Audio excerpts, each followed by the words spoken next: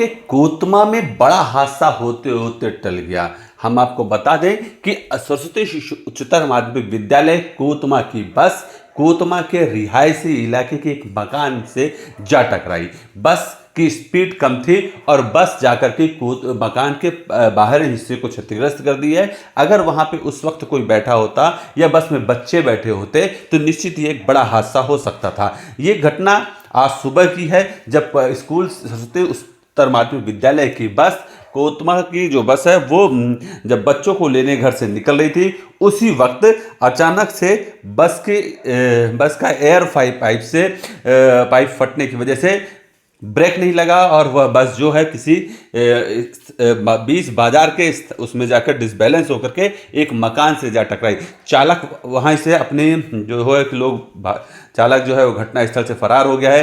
हालांकि राहत की बात यह है कि इस पूरे घटना में कोई हताहत नहीं हुआ है। आप भी वीडियो दे सकते हैं कि जिले के कोतमा में रिहायशी मकान में स्कूली बस घुस गई है। बताया जा रहा है कि जिस समय घटना घटी उस समय बस में बच्चे सवार नहीं थे।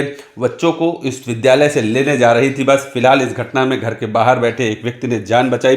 व्यक्ति ने बस को असंतुलित होते देखकर भागकर अपनी जान बचाई।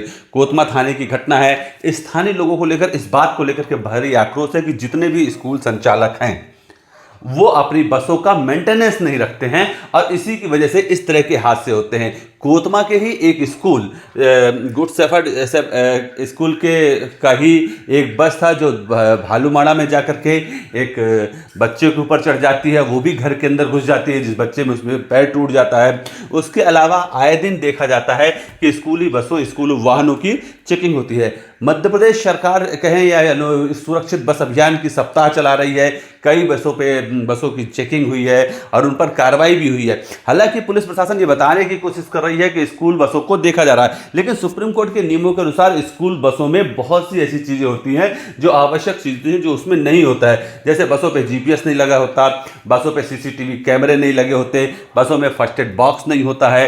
अगर इन सब चीजों के जो नियम है, चाहे वो सुप्रीम कोर्ट के नियम हो और चाहे मध्य प्रदेश सरकार के नियम हो, उसका पालन कराने की जिम्मेदारी अनूपपुर के ट्रैफिक विभाग की या फिर परिवहन विभाग की होती है। लेकिन चेकिंग के नाम पे चेकिंग तो हो रही है, लगातार खबरें भी आ रही हैं, कार्रवाई भी हो रही है, लेकिन बस संचालक या स्कूल संचालक हैं कि सुधरने का नाम नहीं लेते।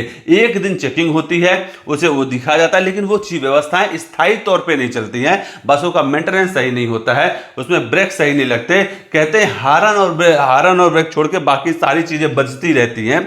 बसों की हालत बद से बदतर है। कई साल पुरानी बसें हैं, जबकि 15 साल पुरानी बसों को कंडम में डालना चाहिए, भारत सरकार का नियम है, लेकिन कई पुरानी बसें भी संचालित हैं। इस विषय को भी ध्यान देना चाहिए। हालांकि आज एक बड़ी घटना टली हुई है। ये राहत की बात है कि उसमें बच्चे नहीं बैठे होते। आप कल्पना कीजिए अगर स्कूल के बच्चे बैठे होते, अगर उसमें कोई व्यक्ति होता और बस की स्पीड ज्यादा होती, ये दुर्घटना कितनी बड़ी हो सकती थी। सरस्वती शिशु मंदिर कोतमा की इस बस के दुर्घटना के बाद से मुझे लगता है कि अनूपपुर जिले के बस संचालकों को, स्कूल बस संचालकों को या स्कूल संचालकों को अपनी बसों का मेंटेनेंस प्रॉपर तौर पे कराना चाहिए और उस मेंटेनेंस के बाद ही उन बच्चों को जो अनूपपुर जिले के भविष्य हैं, जिन्हें लेके आप चलते हो, पूरे दिन में हजारों बसें जो हैं, हजारों बच्चे जो हैं इन बसों पे यात्रा करते हैं, इन स्कूली बसों में, स्कूली वाहनों में। जो मैजिक है स्कूलों में, कई छोटी गाड़ियां चलती हैं, मैजिक है, ओवनी है, जो स्कूल के वाहन होने के नॉर्म्स भी पूरे नहीं करते हैं,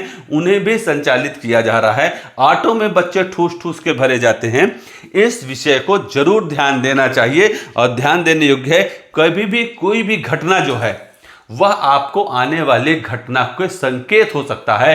कोतमा के सरस्वती उच्चतर माध्यमिक विद्यालय की ये जो बस है, यह घटना मुझे लगता है जिम्मेदारों को एक संकेत है कि सभी बसों की दोबारा जांच होनी चाहिए और इस जांच के बाद अगर उसमें कोई कमी आए तो उन पर कार्रवाई होनी चाहिए। और स्कूल बस संचालकों को यह संकेत दे रही है कि आप अपनी बसों को का मेंटेनेंस लगातार कराएं ताकि इस तरह की बड़ी दुर्घटना से बचा जा सके। आप भी देखिए वहां के लोग किस तरह से भीड़ पे हैं, लोग सशंकित हैं, बच्चे गार्जियन सशंकित हैं कि ऐसे बसों पे अपने बच्चों को यात्रा कराएंगे, चाहे वो 2 घंटे आधे घंटे के लिए ही क्यों ना हो। दुर्घटना एक पल में घटती है, आधा घंटा तो बहुत समय होता है। स्कूल के बच्चों को या स्कूल के संचालकों को, अभिभावकों को भी उन बसों के बारे में यह जानकारी होनी चाहिए कि उन बसों का मेंटेनेंस कैसे है, और इस तरीके से स्कूल के और ख़ास तौर पे जो जिम्मेदार हैं